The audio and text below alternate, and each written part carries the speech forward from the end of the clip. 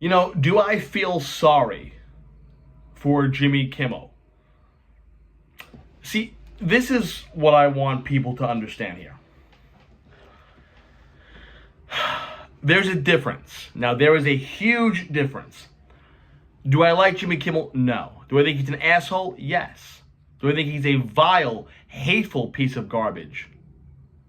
Yes. Am I happy he's off the air? Yes.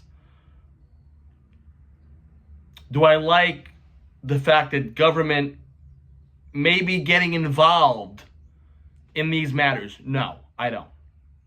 When our president sits there and says, well, 97% of the coverage against me is negative, they shouldn't have a license. That's the whole point of free speech, Mr. President. And let's call these late night shows for what they are. They're not late night talk shows, late night comedy talk shows no more. They're not.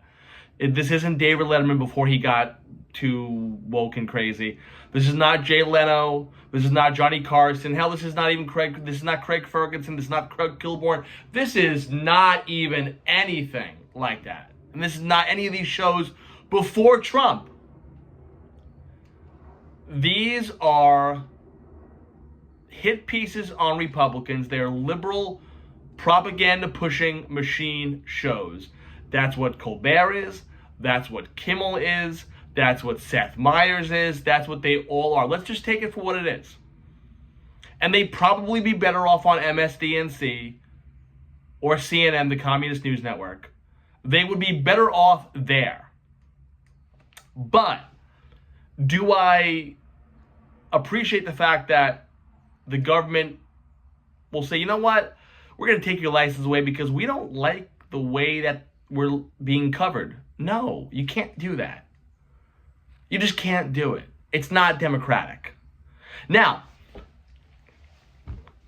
I got this in my inbox today. Why do you keep saying that Jimmy Kimmel's a piece of shit? Well, I allow you, as Warner Wolf would say, let's go to the videotape. Hospitals get any more overcrowded, they're going to have to make some very tough choices about who gets an ICU bed. That choice doesn't seem so tough to me. Vaccinated person having a heart attack? Yes, come right on in. We'll take care of you. Unvaccinated guy who gobbled horse goo? Rest in peace, Wheezy.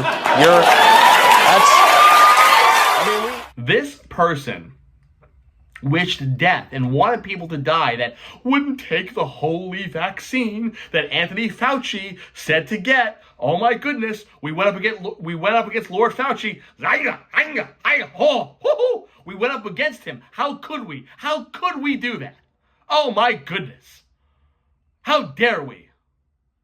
If you don't agree with me, you should die. That's what Jimmy Kimmel said. So no, I don't feel sad for him. I don't feel bad for him. He's a piece of shit for saying that, among other things, and among this latest thing, blaming a political group for murdering someone when we know that it wasn't a MAGA group. But then again, we also, to sit there and say, oh, well, George Soros paid for Charlie Kirk to get murdered. That's not true. That's not true. There's no base, there's no evidence on that. Now, could you make the argument that there's blood on the hands of the hate speech from the left? Yes, you can. And that's very fair. That's very fair. But come on, this was not MAGA taking out one of its own, as Jimmy Kimmel said. It is not. And to say that and to lie about it, that's just not good. It's not good business. Advertisers wouldn't be happy with it. Now, do I think Brendan Carr had a little bit of input from the administration? Do I think that the administration played a role in getting Kimmel thrown off? I wouldn't be surprised. I wouldn't be surprised. But there are talks that Jimmy could be coming back. So if that is the case, if Jimmy comes back and comes back really soon, we know that this was not, ABC and Sinclair's not going to sit there and have a change of heart so quick. So if that happens, then maybe the government was not involved. They actually didn't like the comments, God forbid. And that's that. We have to sit here with the whole free speech thing. Yes, there's free speech. However, if ABC doesn't like what Kimmel says, it's their right to take him off the air. If NBC doesn't like what Fallon or Myers says, they can take them off the air. It's when Donald Trump, as president, sits there and says, I love that Jimmy Kimmel got taken off the air. I love that Colbert got taken off the air. Now, take out Fallon and Myers next. Mr. President, we can't talk like that. That sounds authoritarian. And I know my friends that are pro-Trump, I know I'm going to get flack for this. I understand that. But just think about it for 1 second.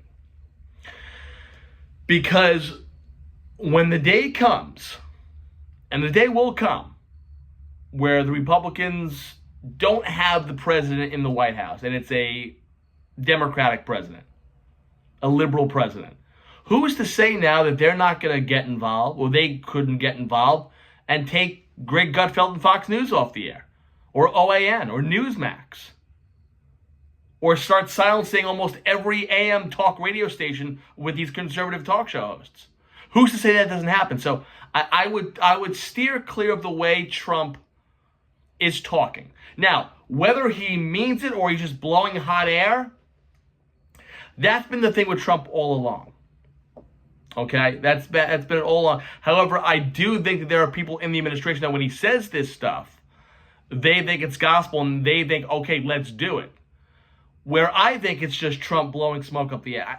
You can't sit there and take away ABC's license because you don't like Kimmel or The View. I hate Jimmy Kimmel. I hate The View. That doesn't mean that their license should be taken away. What in the North Korea are we doing? That can't happen. So I'm hoping, Mr. President, that you kind of change the way that you say these things because it could be misleading. And it's not a good look for the country. In terms of Jimmy Kimmel, fuck you.